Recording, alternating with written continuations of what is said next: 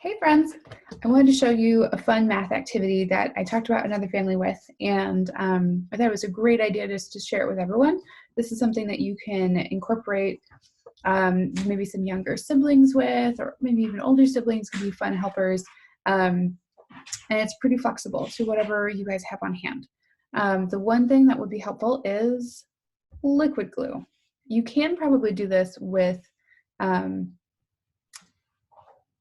stick glue, but I think it might be a little tricky. So maybe play around with what you guys have. If you have a hot glue gun, obviously parent safety would be first and foremost. But let me show you what we're going to do, and then we'll kind of talk about some of the things that you want to be aware of while we're doing this. So we want to make a numbers game, and one of the ways, one of the skills we had talked about was kind of like bringing together the quantity awareness with the symbol for the number, and then also being able to incorporate the sign language support if we want to. And then also to be able to identify the numbers in and out of sequence, because that's another big skill that we work on in our classroom often. So I'm gonna try to make a number game today. And I'm gonna use some different types of paper. You can use whatever you have at home.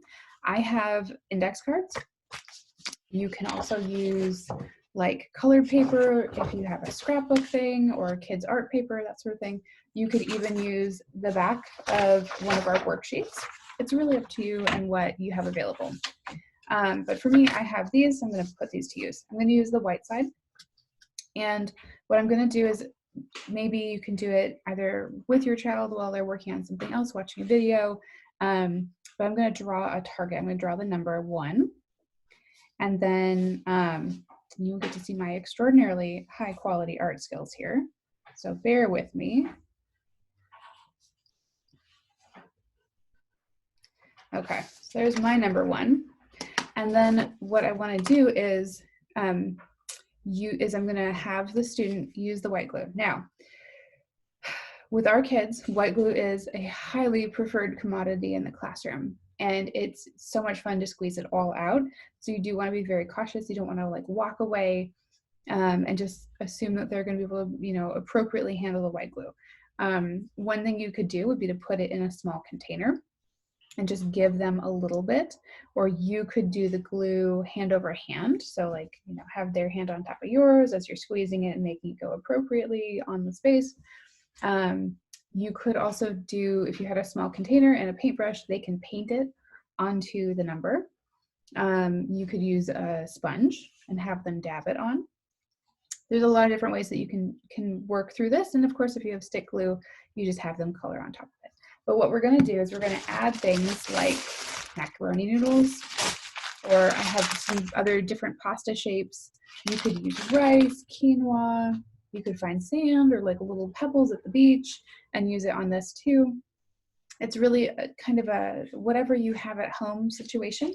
Since I have so many different kinds of pasta in small quantities, I'm going to use that. And I am glue safe, so I'm going to put just a little bit of glue on the whole thing. And then, there we go. And it's going to need like a bit. These macaroni noodles are pretty big noodles, so you can see I kind of globbed that on pretty good. And then we're just going to have the student using their OT skills with fine motor. You're going to have them grasp and do one at a time. Stick the pasta in place. And then this might also work really well with a hot glue gun, but again, that's something that you'll have to navigate if that's something you have available and you feel comfortable doing that with your student around. But this is this way, and you can see I'm not going to do all of it, but you can see we're just going to fill in the shape, and then we have to let it dry. It'll probably take overnight because the wet glue is really super wet, and right now it's gloomy at my house. So I imagine this will take a little bit extra time to dry. But then what we could do, so this could be a number project that you guys work on. Maybe you do all of the numbers up to 10 today.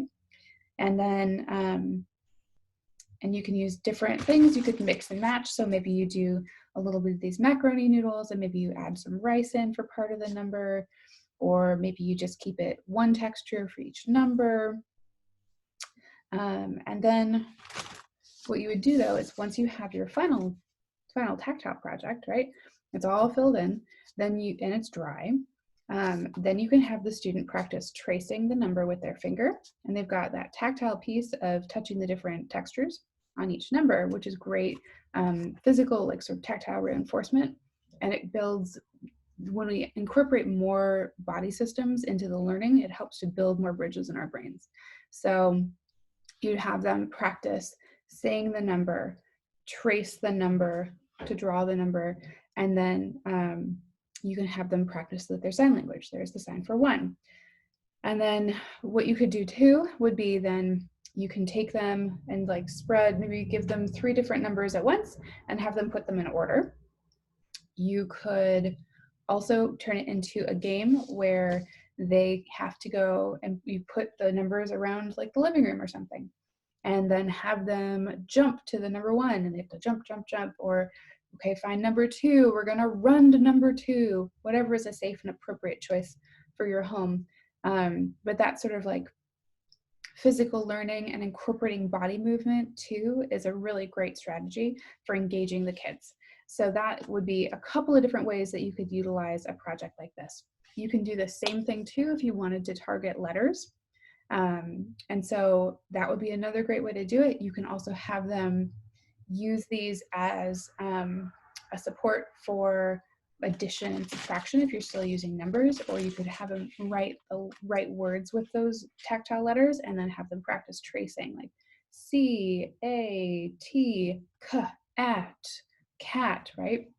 So it's just if you get a little creative, you can turn anything into a game and build all sorts of different stuff with things that are around your house. Anyway, that's it. Thanks so much, and let me know if you have any questions.